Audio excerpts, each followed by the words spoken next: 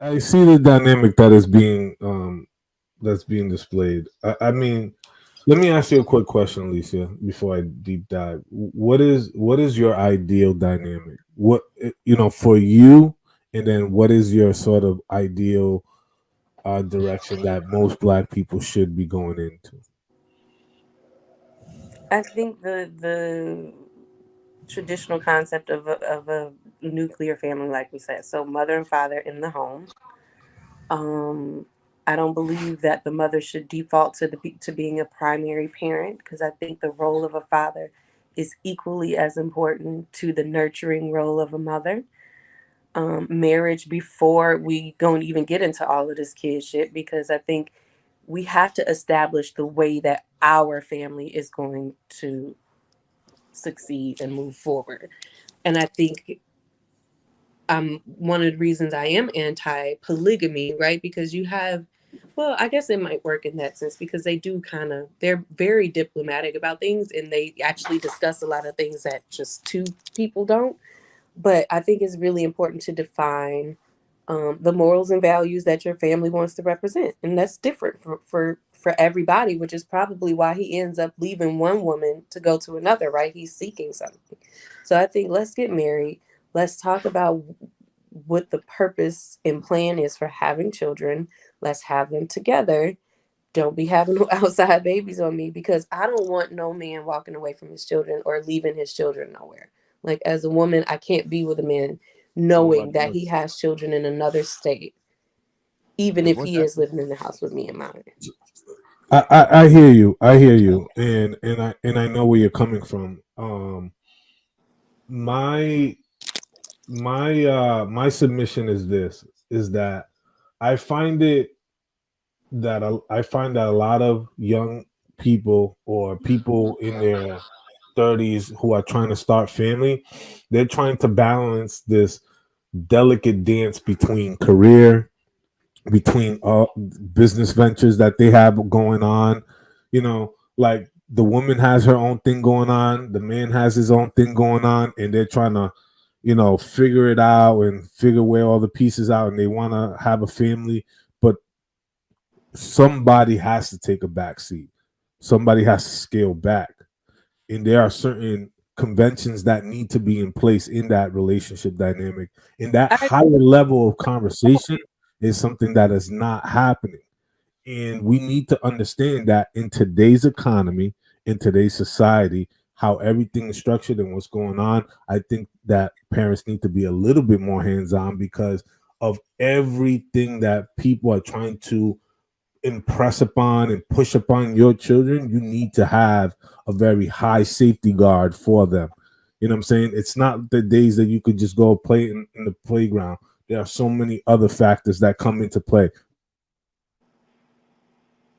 With that being said, we've removed the idea of village. We talking about the nuclear family like it's just mother, father, child, or child two, right? And that's it. Like we've forgotten this entire village concept, right? We don't even live in communities with each other anymore. Like you have your grandma who lives like the state over or 5 towns over or an hour and a half away, or your cousin. You're all dispersed. Nobody lives in compounds or in a close village where, hey, I need to work, I have an emergency, and can leave my children with my family who have their own place where we live in close proximity and we have the best interest of looking out for each other as opposed to leaving your children with a stranger or with some babysitter or at daycare, or I got to run to the other side of town to drop off my kid at an establishment that I feel that is good for daycare and then run in the opposite direction where I got to go. This is a true factor that is going on in most young developing professionals in parenting. You know, I talk about this. I've studied this because during the pandemic, we talked about what are solutions for people who are working from home and how they navigate, you know, daycare and stuff like that. You got to blend in together, like, work, family in the same sort of vertical system. How does that work? And I talk about this because we forget that it takes a village to raise a child, and you need a support system, you need a support group. We don't talk about that. We just say man, woman, child. Like, I think personally, I don't have either of my parents anymore. I have one sister, right? So who has her own family. I think we forget that not everybody has that village set up anymore, and for various reasons. So that's why I speak from the perspective that I do. But I think you were saying something about someone having to take the back seat, and I think maybe you were asking me what my position was as far as like being a stay-at-home mom. Maybe is that where you were trying to get and to? sometimes it's not so much of staying at home mom, because like for example, if you're in a relationship or a marriage with someone, right, when we're like, look, I work a very demanding and strenuous job, and plus I also handle other aspects of this family. Can we discuss talking about maybe you having a home-based business, or you Yeah, working from home, or maybe potentially could we talk about having someone come to the house 2 times a week, and they help cook and probably offset all these other duties that you would normally have, and take that stress off of you, and take that that is a conversation responsibility I would off have you. before I even got married. I think that's what we. Yeah, but see, this is the thing. We're having a higher level of conversation. A lot of people are not having these types of conversations, and unfortunately, a lot of people can't afford to put these sort of systems in place for them. This is why I go back to that village, that community sense, helping each other and bartering with each other in the same type of way. Because if Or I'm just not looking having out for you, kids. if I'm sorry. I said, or just not having kids if you can't afford it.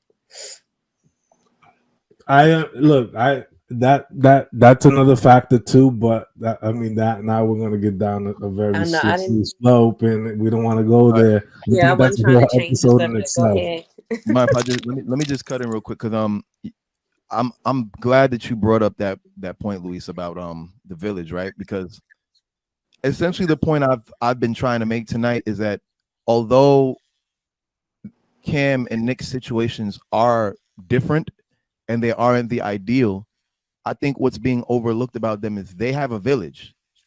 So while we may be looking at their situation as broken, they have it. There's advantages to that village that we might be overlooking. And I can say that particularly. I'm gonna use one of my family members as an example. My sister. My sister was married. She got divorced. Her ex-husband has other baby mothers. He's a very high functioning dude. Takes care of all his kids. Before he married my sister, he was taking care of all of his kids. High functioning dude. All his baby mothers are taken care of. My sister's taken care of. Everybody's taken care of. Because of the connection that they all have as a family, my they support each other. So there are times where one of the baby moms has things she needs to do and can't look after her daughter, where my sister might do it, and vice versa. The baby mothers help each other. They go to games together, they organize birthday parties together, they plan things together. And so the children don't view the baby moms as like, oh, that's like an enemy or something like that. They view each one as like kind of like a part of the family. So when it comes to traveling, when it comes to organizing things, if one of them is sick, one of them needs to be picked up from school, all those type of situations, they have a huge network of support because of those women. So I'm imagining that if Nick Cannon's situation is anything like that, then that means that if I don't know how many women he has children, I think it's like 6, but that means that he actually has 6 women that he can call on in any situation involving his children.